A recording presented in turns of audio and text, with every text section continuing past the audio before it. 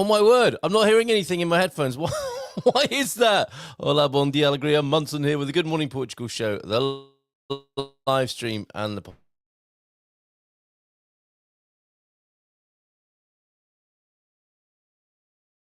now we've lost the screen, and now we're back again. Excellent. Okay, let's see what happens this morning.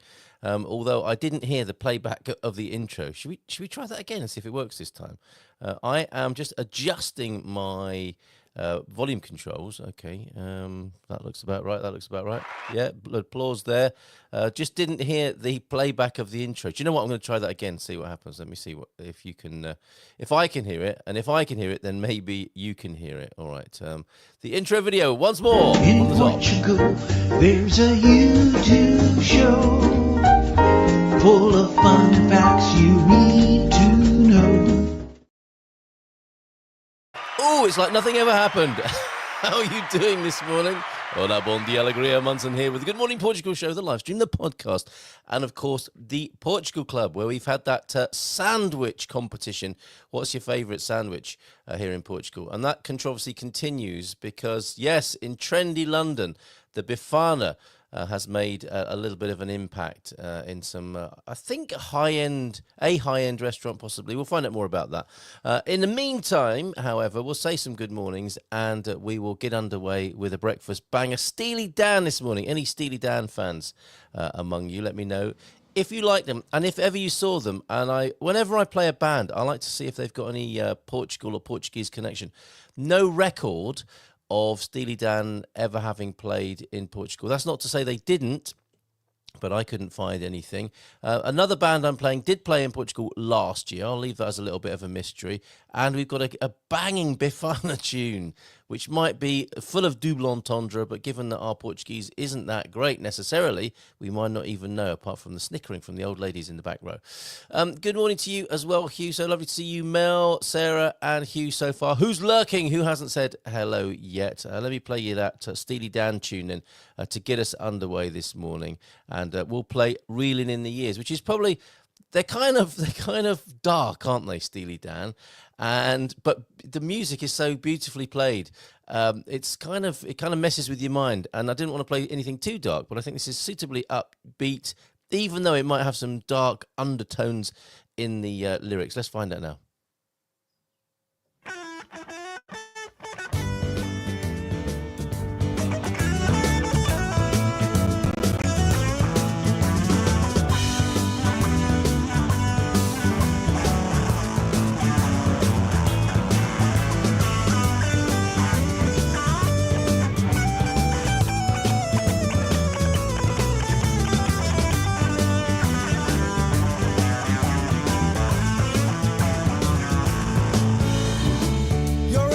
Summer, you can see it fading fast. So you grab a piece of something that you think is gonna last. Well, you wouldn't even know a diamond if you held it in your hand. The things you think are precious, I can't understand. Are you reeling in the years, stowing away the time? Are you gathering up the tears? Have you had enough of mine? Are you reeling in the years, stowing away the time?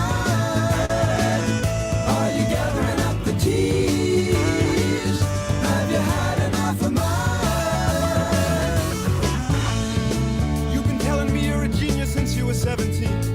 In all the time I've known you, I still don't know what you mean. The weekend at the college didn't turn out like you planned. The things that pass for knowledge I can't understand. Are you reeling in the years, stowing away the time? Are you gathering up the tears? Have you had enough of mine? Are you reeling in the years, stowing away the time? Are you gathering up the tears? Have you had enough of mine?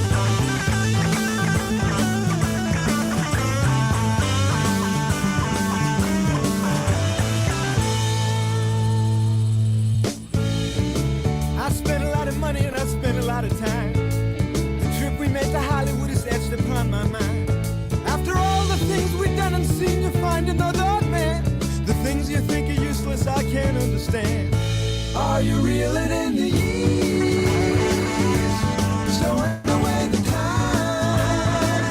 Are you gathering up the tears? Have you had enough of mine?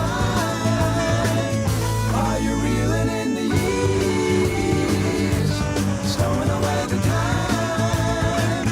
Are you gathering up the tears? Have you had enough of mine?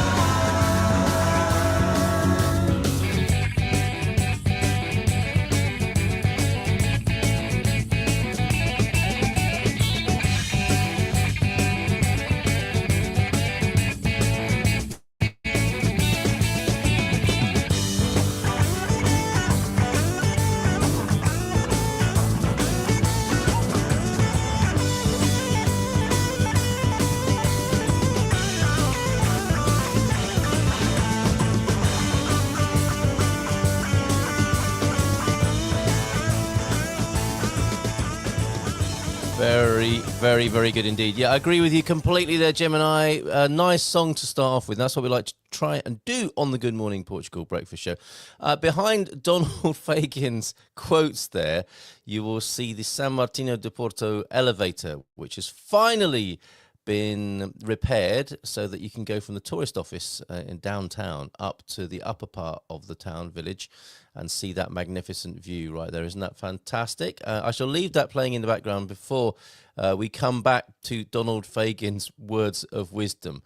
And as I was saying before, somewhat dark band. Well, one of his quotes is, "Anthemic rock music is inherently fascist. Anything intended to move huge masses of people is politically offensive to me." That's Donald. And I'm thinking, which of their tunes could you play that's a nice upbeat sort of... Well, the music's great. The music's fantastic. That's why they have such an enduring appeal and why so many people love Steely Dan. But then when you look into the lyrics, as I have done for Reeling in the Years there, you will see, for example, from AmericanSongwriter.com, the meaning behind Steely Dan's seminal hit Reeling in the Years.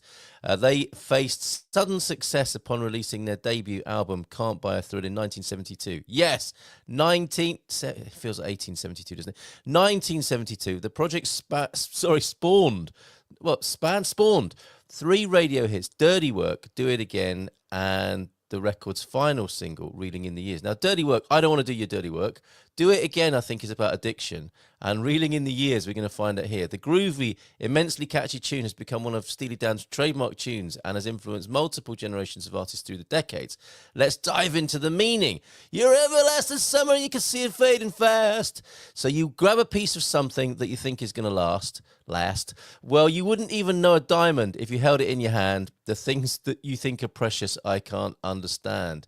Not going well, is it? That leads the vocalist to ask a few piercing questions, alluding to the upcoming breakup. Yep, it's clear from the lyrics' passive-aggressive undertones. Passive-aggressive in a Steely Dan song that he doesn't think their level of hurt will be equal. Are you reeling in the years, stowing away the time?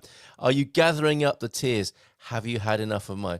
Cheer up, you old bugger. A couple more gems from Donald Fagan before we move on, talking about Bifanas. Oh, hi, Christopher. Christopher Kirby-Higgs joining us in about 20 minutes with Colin for Go Motoring Portugal. Those two petrolheads will be telling us how we can get involved in motor racing here in Portugal. So looking forward to talking to Christopher. A very interesting chap, as is Colin, of course, and the two of them. I will not be able to get a word in edgeways. Oh, and I need your help with something here. Colin Ross-Jones, Christopher Kirby-Higgs, Carl Munson. There is something wrong with that picture this morning. I need a double-barreled surname as well. So could you help me with that? And I'll change it on the screen. I need to keep up with Colin Ross-Jones, Christopher Kirby-Higgs, when I've just got plain old Carl Munson. Can you create me a double barrel by 8:30 so that I can stick that on the screen? Can you shout out big birthday wishes to Lee McGrady? No way! Not to worry. So many birthdays in August, right? Not to worry. Grimsby are a great team. Can't expect Man United to beat a Division 4 side. What is that? Did that happen? Is that going to happen? What's going on with the Man U Grimsby fixture there? Not up to speed with that. Tell us more, please, Pete, if you will. And good morning to you, Solar Life Pete. Bomb, not bomb. Where are you? New phone see. I don't even think you sent the first message, Jackie. You just sent your follow-up message there. To Christopher, the agency Portugal, can you give Carl Hyde my congratulations? Thought Man United had hit rock bottom, but now they've begun to excavate. I think Christopher will be straight on the phone sending a message of condolence with a bit of bants added to. Carl Legend Munson, if you don't mind it. Is that your new phone again? Legend-Munson, thank you very much. All right, excellent. Keeping up with the double-barrel guests from 8:30 this morning. So a couple of Donald Fagen quotes then. There is anthemic rock music is inherently fascist. Anything, what must he have been like to live with? No wonder the girl in flipping reeling in the ears, assuming it was a girl, no wonder she gave him the elbow. If you come out with lines like this on your first date, anthemic rock music is inherently fascist. Anything intended to move huge masses of people is politically offensive to me. Right, okay, when you get a groove going, okay, this is a bit more pleasant, isn't it? When you get a groove going, time flies. That's a life metaphor. Yeah, when you get a groove going, time flies. Don't know why there's a picture of an elephant with that. Slagging off Randy Newman as well. We're not getting any younger. That's a great quote. Popularity has everything to do with business and nothing to do with music, he said as well. And this, we'll leave you with this for a moment. Not the case necessarily here on the Good Morning Portugal show. People are usually afraid to say what's on their mind. Not you, Donald Fagen. If you want some more of those, I'll put the link into the chat so you can have a little read and giggle for yourself. Hello and good morning to you, Our Life in Lisbon. We're seeing more people coming with our musical milkshakes. We're seeing more people come to the yard in the morning. Lovely to welcome you. Lovely picture. Our Life in Lisbon. Good morning to you. How's it going? Tell us more. Please send me the link to your YouTube channel and I will promote. You probably can't do that yourself in the chat, but it's a free-for-all here. If you've got something to say about Portugal and Portuguese life, and hopefully attending more to the positive than the negative, although, of course, we do deal with some of the pitfalls and difficulties of living with life here in Portugal, albeit in a practical and positive way, please send me your details for doing so. 913-590-303, 913-590-303. And that would also be a video. If you've got a minute of video or less that I can play in the background here, I've got something else for you, actually, that I want to play. That's the elevator then, going up in the world in San Martinho de Porto. Here's a bit of a seascape for you. When you go through the smuggler's tunnel, not a euphemism, actually there is a smuggler's tunnel here.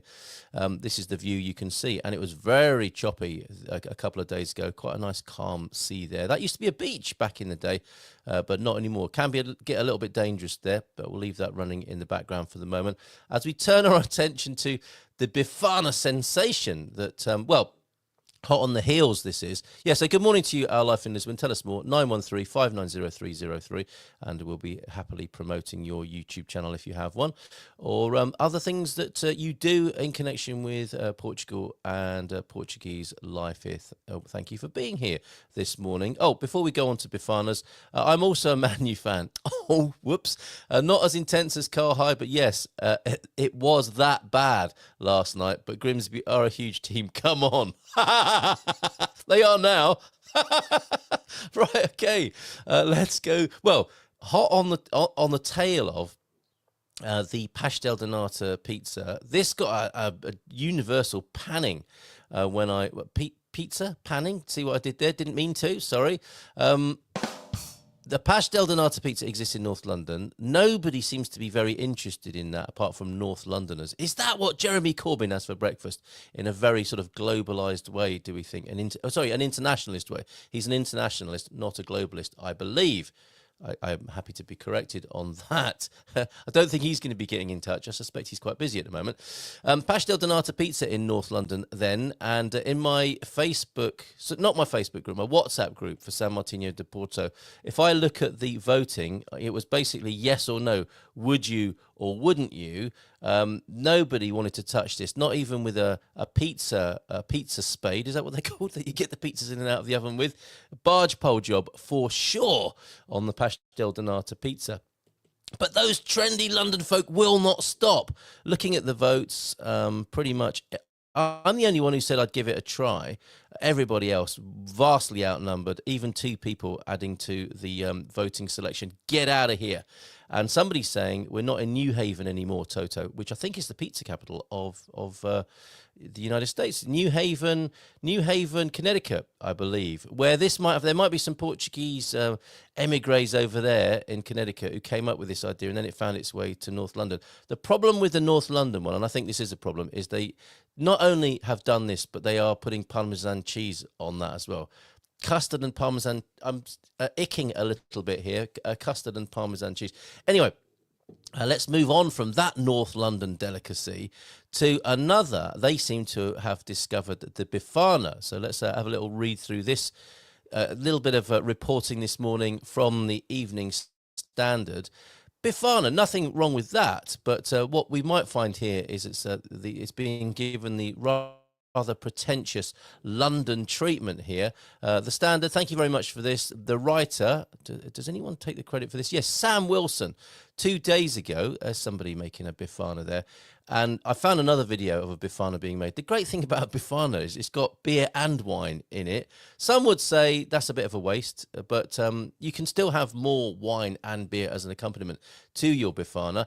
So sandwiches are still all the rage. They never went out of fashion. Sandwiches are a great convenience food, aren't they? Arguably the what's she doing there? Is that mayonnaise? No. Sandwiches are still all the rage, and the latest to catch diners' attention hails from Portugal. This being reported in the London Standard.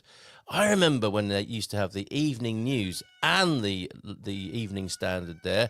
I think it's just the Standard now that dominates. To say London thrives on trends is to what? Jenny the cat, come on, stop making a fuss. Come and sit down, and we're trying to talk. You like it? You want a Befana, do you? To say London thrives on trends is to pin the tail on the donkey without a blindfold. Yet, from fashion to food, a unified... Sorry, that's my cat, not yours. If you've got a cat and you're thinking it's stuck somewhere in your house, no, that's just Jenny making a fuss here. I seem to have the same sort of cat as Andre Ventura, I noticed, seeing a video of his flash up in front of my eyes on X. To say London thrives on trends is to pin the tail on the donkey. Okay, we've done that bit. Yet, from fashion to food, a unifying driver has been the middle-class obsession with working-class dining. The working-class sandwich. But the Earl of Sandwich wanted the sandwich made before it was called a sandwich, obviously. It's a bit like, what were Christians called before Christ? Until the Earl of Sandwich, who I don't think was a working-class chap, came along, I don't think it was ever a working-class invention. It was the Earl of Sandwich's high-class invention. He wanted something made, or he wanted the meat put between 2 bits of bread, so he wouldn't, I think, spill it on himself while he was gambling. I think that's the backstory to the sandwich. Anyway, I'm not sure about this middle-class obsession with working-class dining. Let's see if that is true here. From kitchen workwear, migrating from labouring sites to mainstream fashion. Oh, okay. To the soon-to-close Norman's Cafe, gilding the greasy spoon, blue-collar signifiers. You're late to this party, I've got to say, Sam Wilson.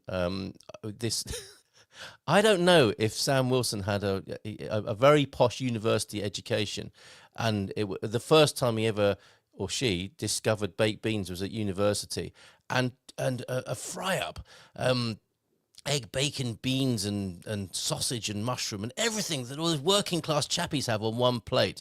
Don't know. I'm not sure if that's what's going on here. I'm not entirely happy with the angle here, but anyway, let's persist with this.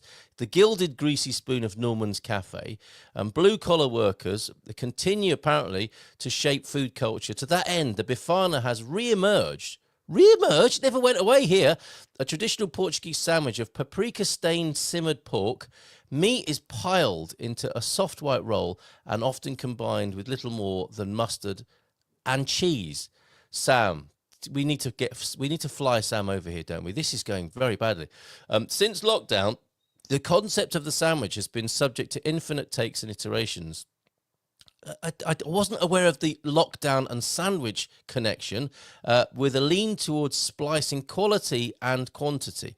Equally, an overarching trend toward Iberian influence has seen San Sebastian become almost a place of living myth. Wow. Even Eating with Todd knows where it is. I don't know what's going on here. Now the carousel of trends has resolved back around to Portugal. Okay, with its famous sandwich. And there's a picture of one. The comments on this on Facebook are hilarious. People making comparisons between the Befana and, I'll just use the term very loosely, friends of theirs. The Befana's presence in London is nothing new. Little Portugal, a part of Stockwell, okay, with a sizable Portuguese communities, home to restaurants such as Estrela, Atoca, and Lusitania and O Cantinho de Portugal, and have all been slinging Bifanas for years. Okay, very good. They might not be a regular fixture on menus, but they're not hard to find there. So head to Stockwell if you want to try a Bifana in London, where this article is hailing from. Farringdon's Quality Wines began doing their own a couple of years ago and remains a menu staple to this day. Very good. The roll is billowy, yet elastic enough to leave a dental record, slicked with yellow mustard, while the pork is stacked generously and saturated with braising liquor that tastes like chorizo distilled, a decent spill of which anoints the whole thing. I think Sam wants to write about fine art, possibly, and not necessarily sandwiches. Although commanding 12 quid on its own, it's available with a super bock for a tenner between 5 and 6 every day. That, my friends, is a bargain in London. A super bock with a Bifana. It's only a tenner, but you have to be there between 5 and 6. Most people are still at work, aren't they, at that time? While Portugal will offer Bifanas from a very accessible $3.50. Like the breakfast sausage at Norman's London demands a little more zhoosh. Juliet's Quality Food is the latest contender, boasting a version made with organic Gloucester Old Spot pork, braised in bone broth, and served with their house-made Jindungo oil. Oh, stop it. Back in March, Marceline... I've got music to play, but I can't stop reading this. Back in March, Marceline held a top of the Crocs competition, where Crocs OQUES, not the footwear of chefs, where various chefs placed their own spin on the croque monsieur. You can't mention the croque monsieur in an article about Bifanas. That's tenuous, Sam. Thatched with shoestring fries. Another Portuguese restaurant, arguably the first of the new wave, Bar Douro, also puts Bifanas on from time to time. They are a solid option, and their last outing cost less than a tenner. With Nuno Mendes, not our Nuno Mendes, announcing the closure of Lisboeta, oh no, which proudly slung Bifanas to the previously deprived areas of Fitzrovia, will reopen as Luso and feature a Prego, the steak equivalent. Maybe we'll see a Francesina boom next. Well, I certainly hope so, but God only knows what the foodies of London will do to the Francesina. Some things are best left alone. I'll find you the link to Christopher. Are you just shocked? I can see him backstage hearing about this Bifana nightmare in London. We'll stay here. We'll have our Super Bock or Sagres with our Bifanas here in Portugal, and we'll stay well away. Yes, 2 thumbs up there. Okay, a tune for you. We'll be talking to Christopher and Colin in just a moment. Go Motoring Portugal. They love motor racing, and they'll be showing you how to get involved here in Portugal. I'm not going to be able to get a word in edgeways. I'm only Carl Munson. They are Christopher Kirby-Higgs and Colin Ross Jones. I need a double-barreled name quickly before they join me, please, so I can keep up with those fellas. Bifana Boa is our next selection. Okay, see what you think of this.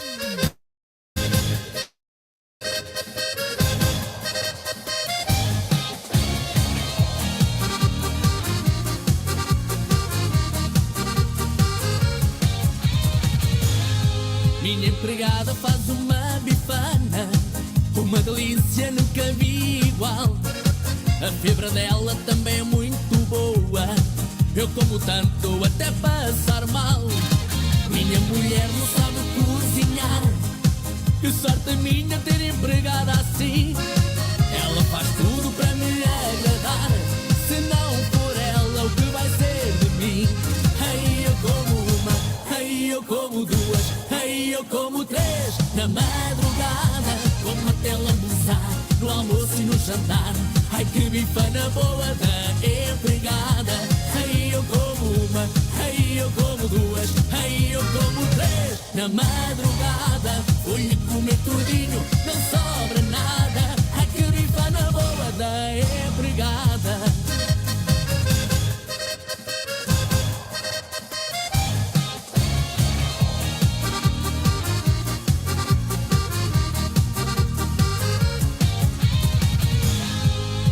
empregada faz uma bifana, uma delícia, nunca vi igual.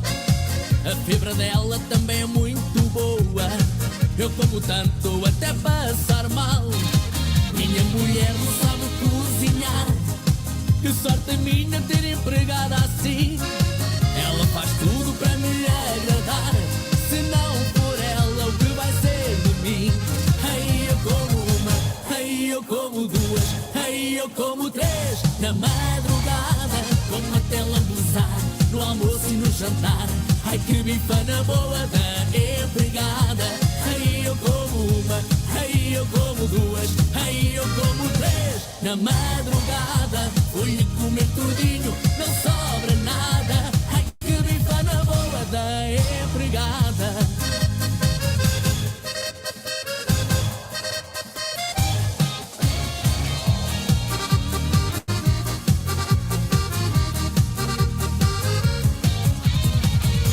Ai, eu como uma, ai, eu como duas, ai, eu como três. Na madrugada, como até lambuzar, no almoço e no jantar.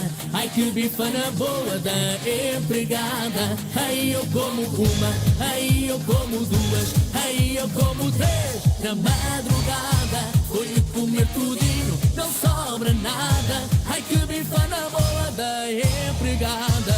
Ai, eu como uma, ai, eu como duas, ai, eu como três. Na madrugada, como até lambuzar, no almoço e no jantar. Ai, que bifana boa da empregada. Ai, eu como uma, ai, eu como duas, ai, eu como três. Na madrugada, vou-lhe comer tudinho, não sobra nada. Ai, que bifana boa da empregada. All right, another quickie before we welcome Christopher and Colin.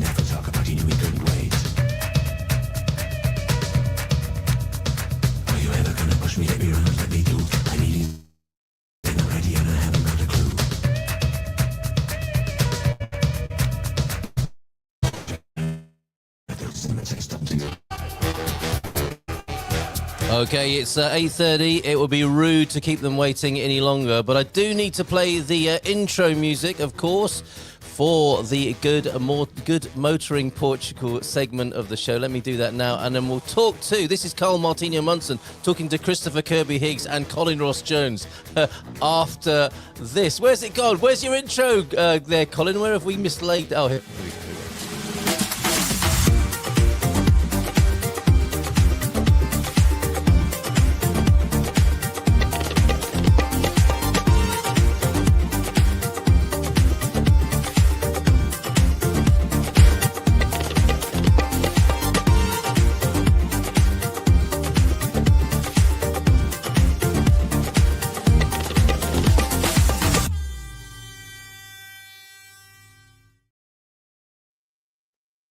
Oh, yes, Mr. Colin Ross Jones, Carl Martinho Munson here. We've got a very special guest this morning. How excited are you today, Colin Ross Jones, and how are you?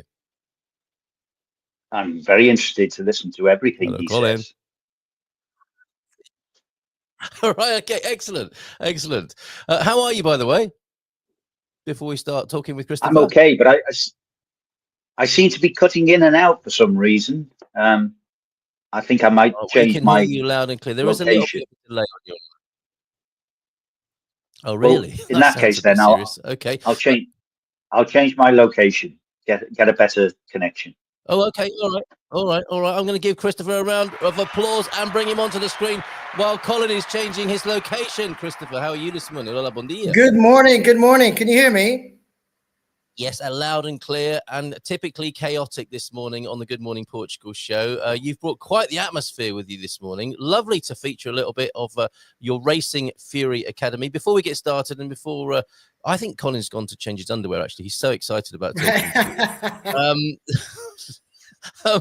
How are you this morning, Christopher? And where are you in Portugal? I mean, I'm really hungry because now I want to eat about 10,000 bifanas of all kinds of bifanas with jundu sauce and everything today. This was quite a take. Never seen this before. Yeah. and some things are best left alone. I like the sound of Pete's €3 for a bottle of beer and a bifana in central Portugal, right?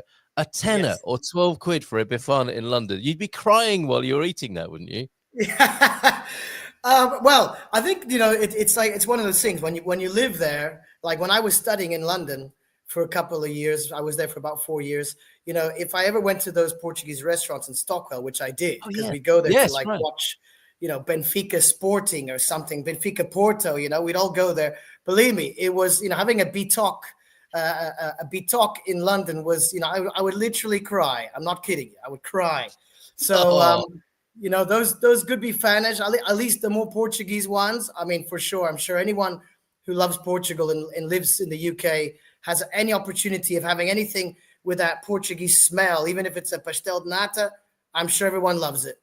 Yeah, absolutely. It's just those prices, isn't it? You've got the tears of nostalgia and connection to the culture, and then the tears of having to part with tons of cash in London for something you're used to paying a lot less for. Right, Colin, are you comfortable? Is your location better now?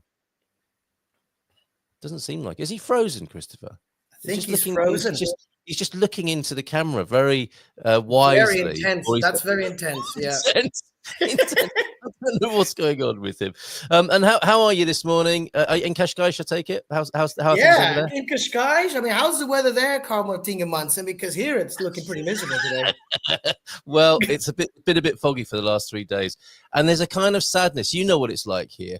A lot of Cascais folk and Portuguese people come to San Martinho for their holidays here, and I think things are drawing to a close. We're 28th of August. People know, don't they? We're going back to work. We're going back to school, and the weather's kind of suiting that. It's not as hot as it's been. It's slightly, almost drizzly, as things draw to a close for the holiday season here. True. I think it's going to rain here today. And how are the waves on the beach in San Martinho the other day? There was quite the swell a couple of days ago, and we not much happens here. I mean, we get a lot of tourists in the summer, but not a lot happens here, and that's why we like it. And it was so exciting that there were some waves that me and Mrs. M got in the car to go and take a look. How quiet a life do you have to go get in the car and have a look at the waves? But got some great footage. It was quite dramatic, actually. Very cool. That's proper adrenaline. As long as you're not actually like standing there. We were watching from a safe distance. Okay. But yeah, that's as exciting as it gets here. Nothing to compare to your world of motor racing. I think you've even got fans here this morning who've come to say hi. We actually have someone here from the academy, Freddie de Montaña. There you go. Yeah, I'm a huge fan. Right at the time, right proper time. So he's my pretty much partner in this new project that we've launched at the beginning of the year. Right. And yeah, I mean, it's basically Fred's an aspiring racing driver, Cool. and already an entrepreneur at the tender age of 15 years of age. So he's a very, very, very clever person that one day you'll want to bring along to speak to about his business endeavors already going on in Portugal at such a young age. And one of them is this race academy that we have,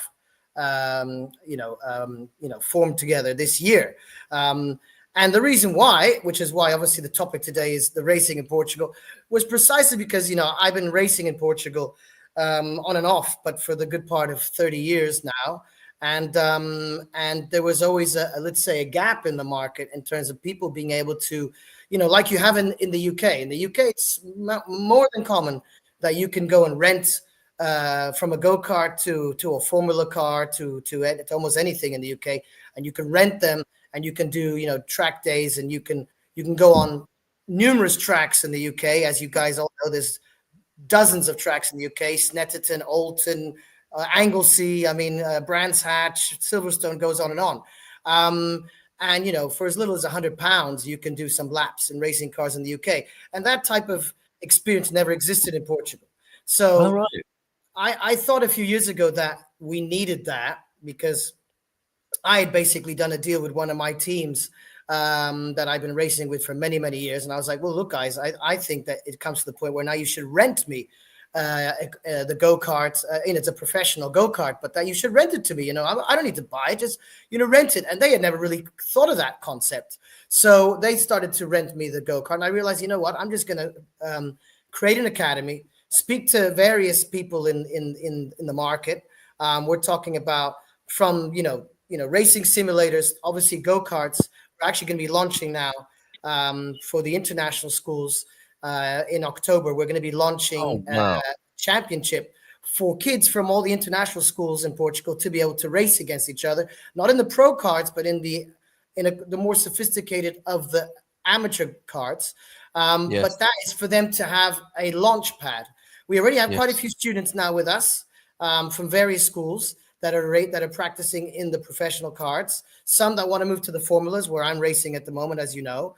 And that's basically one of those, So what we've gone and done, and I'm not saying that we're completely the only people in Portugal that do this, because I'll be honest, we're also having some copycats very quickly coming in. The difference is also the price. Sure. Yeah. We've negotiated good prices, and we are the cheapest by far in Portugal for pretty much any category. We've negotiated that people can rent anything up to, you want to rent an Aston Martin endurance supercar, you can rent one. You want to rent a Porsche Super Cup, they're actually racing this weekend in Estoril, by the way. If any of you live close by to the Estoril track, you will have the Porsche Super Cup Brazil are going to be racing this weekend in Estoril. That's why it's quite noisy these last few days. But if you want to rent one of those cars, we make all that happen. And that was just basically for us to just provide this experience to people, because in Portugal, it really, to be honest, really wasn't possible. Unless you bought your own car, you didn't really have much of a chance to drive. So we just wanted to create that opportunity. That is superb. Is it not, Colin? Are you sitting comfortably now, and can we hear you? I'm actually lying on my bed. It was the only place where I could get a connection. That's what you tell all the girls, isn't it? Right. Certainly is. Yes. Right. So this is music to your ears, is it not, Colin? You are. Oh, excellent. Because racing. I know from personal experience of trying to get even a track day. You go on the websites, and the websites are pretty poor. Estoril circuit was kept sending me to some club that used the circuit for track days, but there was no actual track days that the circuit were supplying. So you had to be a member of this certain club, and I don't know if that's still the case, Christopher. Good morning, by the way. Good morning, Colin. Great to meet you. Obviously, been catching up on your videos of late. Love your Toyota GR. That's a nippy pocket rocket, that's for sure. A very nippy pocket rocket, actually. Yeah. So that's a good one. Carl will tell you it's very slow, isn't it, Carl? Not when you're driving it, Colin. You have a gift. You have a gift for taking it to its limits, I think. But yeah, so you haven't met before, have you two? No. Portugal. Oh, okay. So it's a proper sort of motor racing love in here, and No. I'm in no way as big a fan, obviously, as you two are. So, Colin, over to you to ask Christopher a few questions while I just watch, basically. Well, the first thing is that I'm more interested in initially how you've been in Portugal all your driving life. Yes. Yes, pretty much. I mean, Yep. I started my, I mean, by some weird irony, I started my racing experience in Germany, but that was just a one-off situation. When I was in tennis camp in Germany, they took us to go karting, and then I realized I was actually so much better at that than tennis. I was like, well, enough of tennis. I'm going to go and race. And I did that literally the month I got back to Portugal. I was racing in a championship already. So anyway, yes, of course, it's always been in Portugal. Yeah, all the way back since 1995. Yeah. So you're another Lance Stroll. Well, I wish I had as much money as his dad does. That would be great.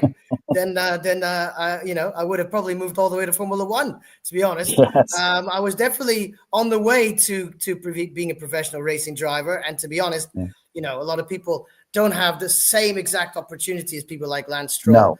And I will be fair to say that even though I was very privileged to be able to race, and it's fair to say 1 year as young as I was when I started racing, of course, my father was the main, let's say, sponsor. In Portuguese, we call it patrocínio because the sponsor is patrocínio. And, we call it patrocínio in terms of father sponsor. So, but of course, then, we have to prioritize, your academic life and so on. So I did stop for a number of years, and then I got back about 10 years later in 2004. About 9 years later, I got back in 2004. But yeah, it's exactly that. So I started racing here. Of course, it's not, we all know that it's not a very cheap sport. But we've gone out of our way to really make it one of the more accessible. Not in terms of sports. Of course, football is definitely cheaper. Ping pong is definitely going to be cheaper than motor racing. And Malia down at the local club. Yeah. Right, exactly. But the truth is, and I know that this subject had to do, and you were saying that we would talk about, Formula One coming back to Portugal, and there's a lot of stuff to talk about. The truth is, moving a bit away from this whole academy that we're talking about, the truth is that, Portugal is actually, in all fairness, there's a lot of history about Portugal. I'm going to give you a small example, everyone, about history about Portugal. So, as you know, we have Ferrari and we have Lamborghini. I don't know if you've ever seen the movie about Ferrari versus Lamborghini, or the movie that's called Lamborghini. Was a movie that was made a few years ago, and depicted the kind of rivalry. Lamborghini made tractors, but he owned a lot of Ferraris. He thought they were all rubbish in terms of their clutch and their gearbox. And he went and faced Enzo Ferrari one day, and he said, "Look, why don't we partner together so I can help you make better cars?" And Enzo told him to get stuffed, and Lamborghini decided, you know what, I'll make my own car. And then came this famous, beautiful, amazing brand called Lamborghini. Obviously now belongs to the Volkswagen Group, but they made absolutely stunning cars. And I think it was 1956. In 1956, and it's a true story, totally true story. In 1956, basically, Mr. Lamborghini, looked at the stats of sales of global sales, and he went up to his marketing guy or sales guy, and he's like, what is this number? What is this city in the world which has the second largest amount of sales? And that city was called Oporto, or as we know, Porto. So Porto was in the mid 50s the number 2 city with the highest sales of Lamborghini in that particular year. And that just shows you. And the truth is, the north of Portugal, even more than the south, but the north of Portugal has always been a mecca for sports cars, because we have huge textile industries in the north since going way back to the 50s. And we had extremely wealthy factory owners. I mean, extreme wealth. Even today, that's probably another topic for another conversation one day. But the amount of industry we have in Porto, that you guys would be a bit flabbergasted in terms of how many world companies are known where all their production is actually sourced out of the north of Portugal. So there's always been a lot of wealth there. So there's a lot of a classic car community in Porto, and Lamborghini, there you go, was one of the top sales there. But that also maybe explains to you guys why, for example, the Portuguese rally, the Rally of Portugal, is even today considered one of the top three. You got the Monte Carlo rally, and you pretty much got the Portuguese rally. And in terms of the actual historic prestige, they really rate as the highest, because we always used to have those crazy fans, literally on top of the cars. I don't know if you've ever seen those absolute nutcase videos. Yes. Yeah, where we were, it's the motor racing equivalent of Obidos Castle, isn't it? Basically, where it's like pretty much. If you want to stand in the middle of the road when the cars come past, feel free. It's like Portuguese health and safety. Oh, completely. Good. Well, yeah, Portuguese health and safety. At least that's come a long way. Because my God, back in the day, there was even a video I was literally actually seeing just the other day of the fact that the audience would get so close to these cars that there was one race, and they filmed it. It's there. There were two fingers found in the air intake of one of the rally cars, because someone had gotten so close to the car that they wanted to touch it, that it took off their two fingers. Can you believe it? Only in Portugal, I tell you that, back in the day. Yes. And, that guy proudly to this day says, yeah, that was the rally back in. They probably do. Yes. I'm sure they're very chuffed to brag about that, for sure. And that's our heritage. The truth is, Portugal has enormous heritage. I mean, we have to realize that the first Grand Prix, people will think about Estoril. And of course, we have the Algarve, and we'll get into the Algarve. We're having some people here making some very good questions about the Algarve here. The truth is, our first Grand Prix, which, Stirling Moss won in Monsanto. So Monsanto was an F1 racing course. And actually, there's parts around. We have the National Stadium. I don't know if you know, our National Stadium is a copy of Hitler's Berlin Stadium, because our dictator Salazar wanted the exact same stadium as the 1936 Olympic Stadium. So he basically made the exact same stadium, just slightly smaller. But around that stadium was the Portuguese Grand Prix. And you can go on YouTube and you can find it, put 1950 or 1951 or 1950 something Portuguese Grand Prix.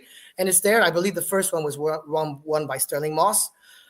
So we've had a history that goes way before the 1980 Grand Prix in Estoril, just for everyone to know. So we have that heritage. How many countries can brag about that? Only maybe France and Italy, and obviously the UK. Portugal was up there. So we've had a lot of heritage in our motor racing. And even though people always kind of see Portugal as, well, a poorer country per se, absolute nonsense when it comes to the car world, because we've always had very wealthy people in Portugal.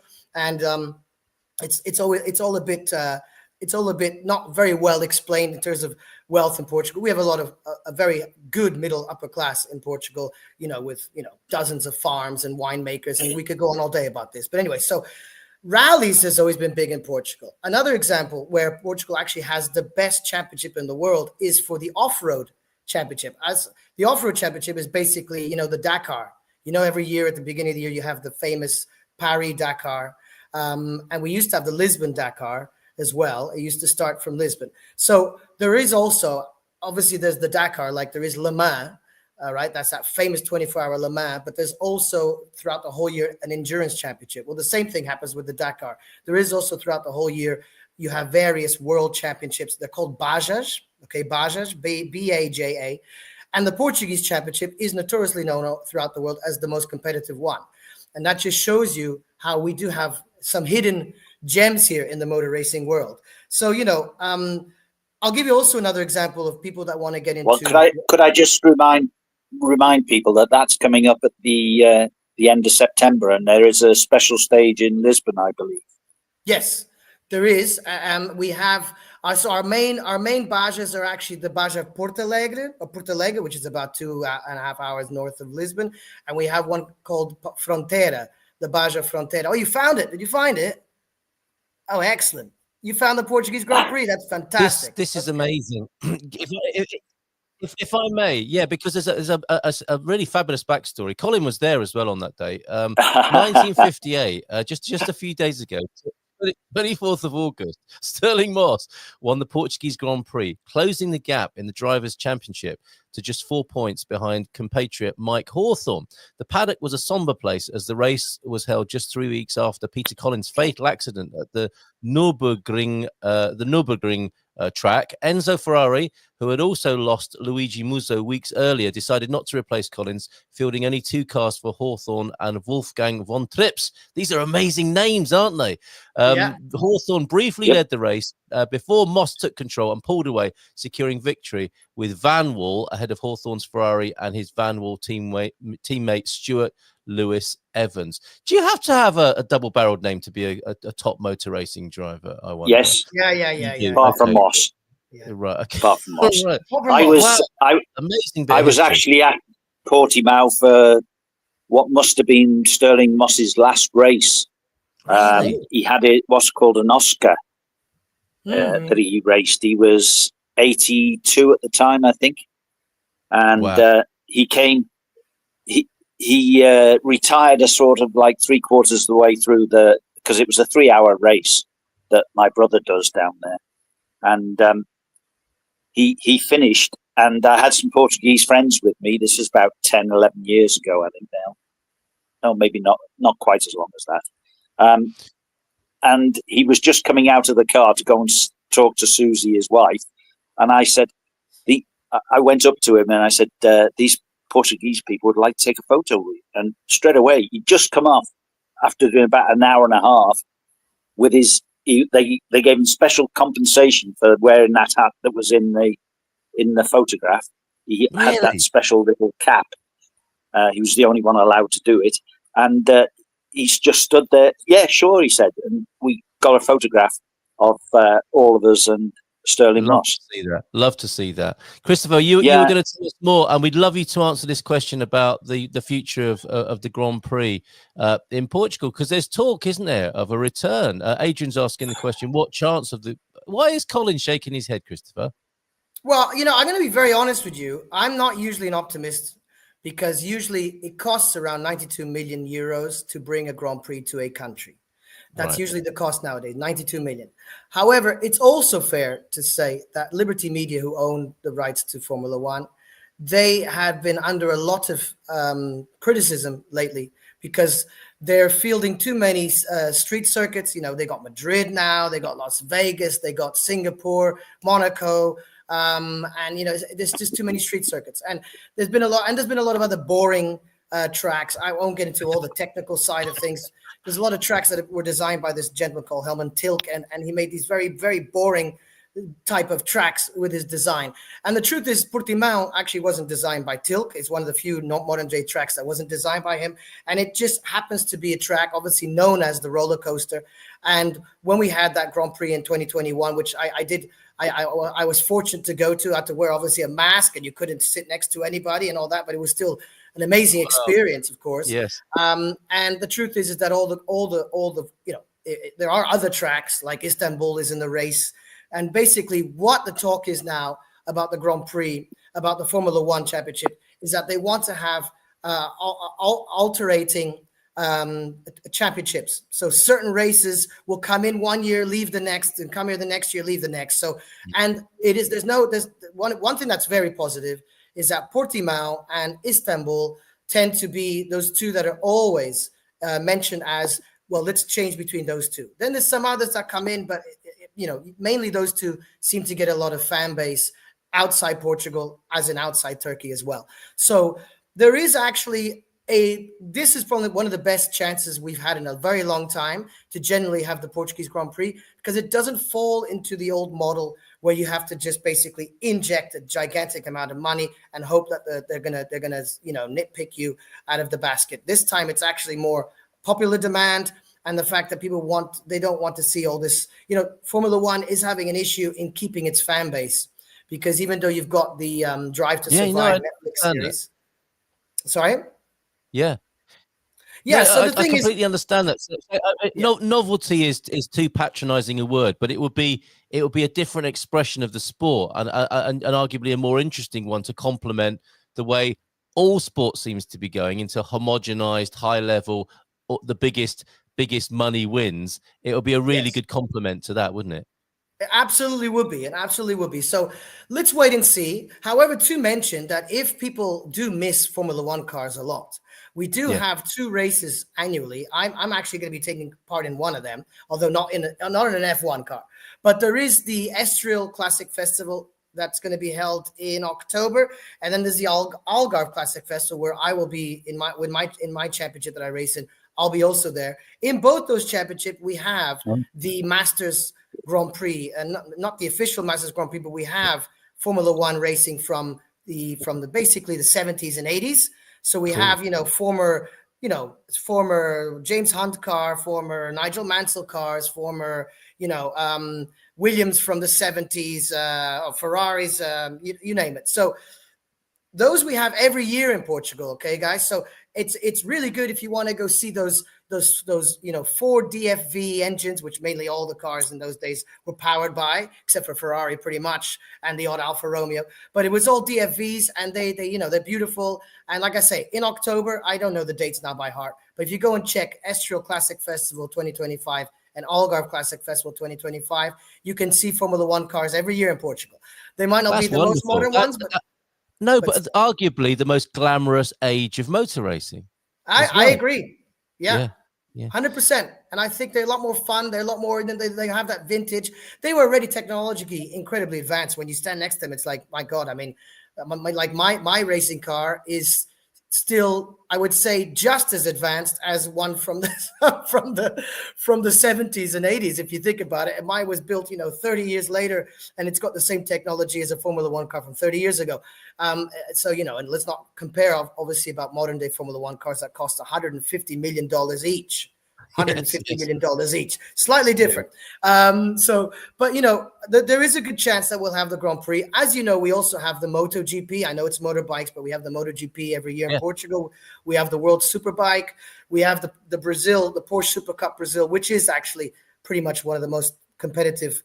Nelson Piquet, by the way, the Nelson Piquet, not junior, but senior, is racing this weekend in the Porsche Super Cup Brazil. So if anyone wants to go see a 3-time world champion racing, he's going to be racing, and he is racing right now. I mean, I can hear them. They're they're practicing right now as we speak. So Nelson Piquet is in Estoril this weekend. Rubens Barrichello is usually at the championship. I'm not sure if he's there this weekend, but he's usually there. So, racing in Portugal has a lot of heritage, has a lot of pedigree. If anyone's interested, there's another thing I wanted to mention. We have just to finish off. If someone ever wanted to, like Colin, I'm sure you could. We have something in Portugal called the rallies de regularidade. So they're called the regularity rallies. And these are rallies where we have about 5 different races, rallies a year, which are 100% for amateur rally cars. They don't need a lot of, technology that are going into them. They're very inexpensive. Why they're called regularities, because you have to go at a certain speed. You have to go to an average speed. So basically the average speed is usually like 70 kilometers per hour. So it's nothing super fast. And you have a great weekend, and it's taken quite seriously. Most of these cars are almost professional rally cars. They have roll bars and they have telemetry and all that, but you don't even have to have all of that to take part in these championships. So, if anyone's really interested in doing any racing, if you want to come and try a go-kart, a professional go-kart with us, and we could even try other things. We have C1 trophies, which are small little Citroens that we can race around the Estoril and Algarve track. They're not that fast, to be honest. They have a very competitive race once you want to get into it, where there's 60 cars on the track. You have Caterhams. You have the Caterham Super 7s that also race in Portugal. We can also provide that for you. Even Ginettas in the Algarve, there's Ginettas that we can provide for you. So all I'm saying is that, to be honest, we have the possibility to just assist in providing all these for you. In terms of the Grand Prix, we'll wait and see. But there's a very good chance, I would have to say, bigger than before. So let's wait and see if that's going to happen. But, you're spoiled for choice in Portugal. I keep on saying it. Well, there you go. Freddie's confirmed. He obviously double checked, and there you go. You've got Formula One champions, Piquet, Barrichello, Fittipaldi. Yeah.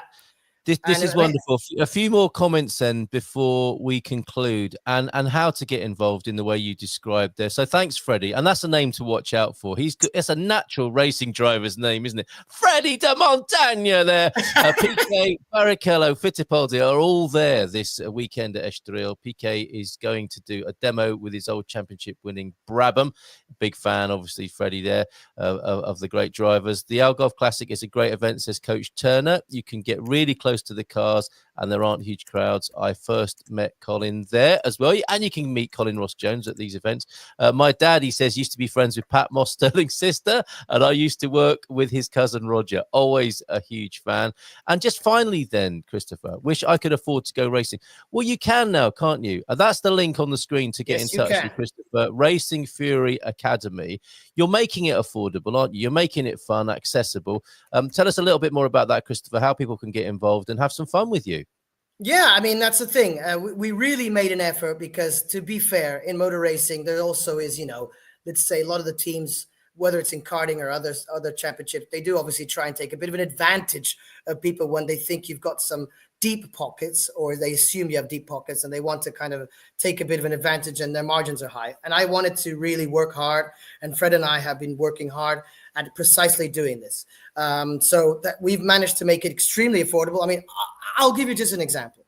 If you want to race a pro kart with us for a full day, it would cost 250 euros. Now, that might be considered high in some aspects, but be honest with you, it's 50%, actually in some cases more than 50% lower than a lot of the other teams are practicing. And we really had to go hard into negotiating that with certain teams. Obviously, we have a lot of partnerships in place where, like I say, we're going to be launching this championship for international schools in October. It will be the first of its kind in Portugal, where we can have all these, foreign kids, obviously Portuguese as well, all these foreign kids that can get involved and start to aspire to a racing career at a very affordable price. If we think about it, 250 euros for you to practice the whole day in what are the fastest and most technologically advanced go-karts in the world. And believe me, they're nothing slow. You ask any Formula One driver, they will say that the closest thing that comes to the feeling of speed is a Formula One car. And I speak from experience because I race formulas, and I can tell you that even though formulas are very fast, and my formula is a very fast car, but in pro karts, because it's so everything's so nippy, you end up having a enormous sense of speed, and that's a really good thing about it. So contact us, contact us at the Racing Fury Academy on Instagram. That's our main source of contact. Christopher Kirby-Higgs is a very easy name to find online. Carl Munson knows me well as well, so I'll point you in the right direction if you need to get into. And it's a special occasion, isn't it? It's an outlay, but you're gonna have an amazing day. And I love also this idea of you taking this sport to the schools, because we've got a chap coming to Portugal, I think later on this year, who uses motor racing, Miguel Franco. You told me about it, yeah. He's a friend. He grew up with Ayrton Senna.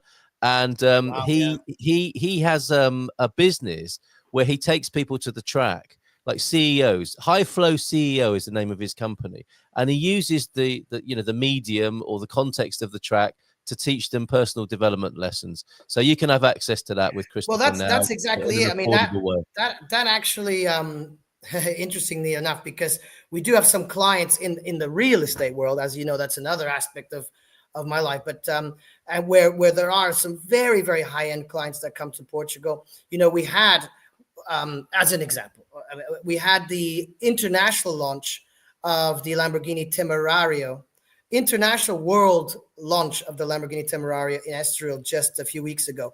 And why? Because Portugal is also one of the hubs, mainly Estoril.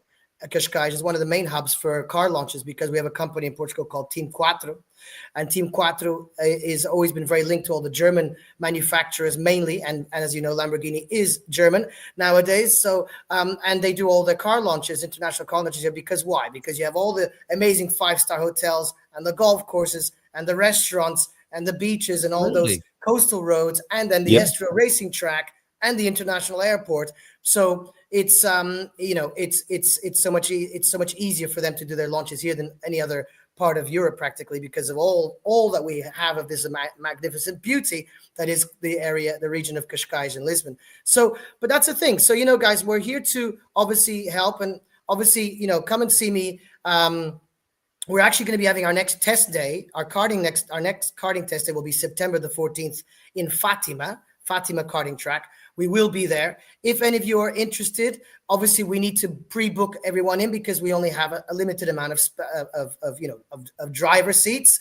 Okay, but if any of you are interested, you can contact us at the Racing Fury Academy on Instagram, and on the 14th we'll be there. If not, I will see you guys also come to watch me race at Estoril or at the Algarve. And, I'll invite you to the paddock, and you guys can come and enjoy a good race day. It's very accessible in Portugal to do these things. Actually, I do know, just FYI, the Porsche Super Cup Brazil this weekend, the paddock passes are already fully sold out, unfortunately. But you can still go for free to the stands and watch the races in the stands. So, I think there's a lot of Colin's going to stuff. be with you in Fatima. That sounds like a wonderful offer. And also, we must mention that Portugal has an incredible network of go-kart tracks, doesn't it? Yes, so we have probably around 30 go-kart tracks in Amazing. Portugal. Yeah, Yeah, incredible. about 30 of them. And there you go. We have a lot of history. As you know, we have a lot of racing drivers. I was very fortunate to race against a lot of Portugal's best racing drivers. And nowadays, a lot of them, not most of them, of course, but a lot of them have become professional racing drivers. As you know, we have Felix da Costa, who was the Formula E world champion a couple of years ago, and we have Albuquerque, who races in the World Endurance Championships, and we have quite a lot of other aspiring drivers that are coming up. All started in karting, of course. All started in Portuguese karting. We have a very competitive karting championship, and if any of you are ever interested about knowing where there are some good tracks, like Freddie's mentioning here, Braga is one of the best tracks. Unfortunately, not in the best of conditions at the moment, but is one of the best tracks. Used to hold the world championship in karting. Lewis Hamilton, for example, won one of his world championships in Braga. The Algarve at the moment has the best conditions in terms of karting track in Portugal. Castelo Branco, ironically, also has one of the best. We also have a new racing circuit. So we have Estoril and Portimão, but we have a third professional racing circuit in Portugal called Circuito do Sol. If you actually type Circuito do Sol, it will actually bring you. It's in a place called Serpa, so it is about 10 minutes from the Spanish border. With so you have, if you go Lisbon directly east in a straight line, you will get to Serpa. It is actually a track where they've spent 20 million euros. It used to be an old, large karting track that then was abandoned for over 10 years.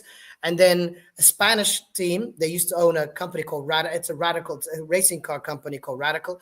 And they decided, okay, let's open a track in Portugal so we can do test drives for international manufacturers to come to Portugal. So we have a third circuit in Portugal now. It's still getting finished off, but it will be very interesting in the future to do track days there, because it's going to be a lot more affordable to do track days there than in Estoril and Portimão. And as Colin was saying, if any of you are interested in doing track days or anything like that, we can definitely help to set that up. Okay. And there's always ways of getting it a bit more inexpensive than other companies will probably charge you, just because of the way we've negotiated partnerships with people. But there is also that opportunity. So we should have a good morning Portugal track day, shouldn't we? Let's do that. Let's get a few people together and have some fun with that. Did you know about that third track, Colin? I didn't know about that one, no. I've got another question for you, Christopher. We meant to finish ages ago. Sorry about this, but just one quick little kind of secret thing. If you know anything about, it's basically sort of motor racing gossip. But I heard a rumor about a private sort of a destination experience event of a track being built in the Alentejo. Do you know anything about that? That's definitely the Circuito Sol. Is it? Okay, because I heard something about a new build track, and instead of a golf resort, it was going to be a motor racing resort. That's exactly it. That's the track. Right, yeah. Wow, so amazing. It is in the Alentejo. It's in Serpa, SERPA, and it was not everything always goes to plan, as you know, with these businesses. Basically, yes, they were going to do a club, so they have a club type let's say a club membership. They were going to, and maybe still eventually will, build a hotel, and they were actually starting to build houses right on top of the track, not literally on top of the track, but practically on top of the track, which they were selling these houses for as low as 400,000 euros. And we're talking about 4-bedroom houses with little pool, with an indoor garage, underneath. And it was kind of to copy those concepts that you already have, especially in the US. I know things haven't gone very well to plan when it comes to the real estate side of that, but they have got already a lot of German companies and Spanish companies, mainly German and Spanish companies that are already on board this whole club membership. They've now changed management to try and make it a bit more accessible because they were being a bit difficult with the accessibility. But yes, it is basically becoming, it will slowly become a kind of club membership instead of being a golf course, a racing track club. That's their intention. Yeah. You need a big developer or a secret billionaire like Colin to just step in and say, look, okay, let's do this, right? Exactly. That's All exactly. right. I think that's it. Yeah, they've run out of money. Maybe it's not really money. It was just bad management on the real estate side. But the track itself is great. I think Douglas drive idea. at Circuito Sol though? He was at the Algarve circuit. The Algarve circuit on the day it opened. Wow. Yeah. Okay. There's some. These are the characters that we want at our Good Morning Portugal race day, right? It could be a lot of fun. Get Bobby O'Reilly along as well. We could have a lot of fun that day, and all you Man United fans who were mentioned earlier on. Christopher, thank you so much for being here. Obviously, you're a regular here, and if you want to say one day that you bought a house from that racing driver, Christopher Kirby-Higgs, you can check him out at the agency as well. And of course, over there at the agency, you'll see what Christopher Kirby-Higgs does when he's not motor racing. So we'll see you again in your real estate very much. soon. Cheers, Colin. Great to meet you, Colin. Are you still? Thank you, Christopher. Thank you very much. Especially because my internet connection was going in and out all the time, so I didn't have to prompt you to say anything. So thank you very much. Making my job easy. Real pleasure to meet you. Yeah. Colin, you're in the right place. After all that excitement, you can just have a lie down on your bed now, can't you? And, I wish that were the case. Have a little bit of a snooze. All right. Thank you, everybody. We'll see you again tomorrow. Cheers, Christopher. Cheers, Colin. Thank you. Take care. Bye. Carl Martinho Munson. Sign. In Portugal, there's a YouTube show full of fun facts you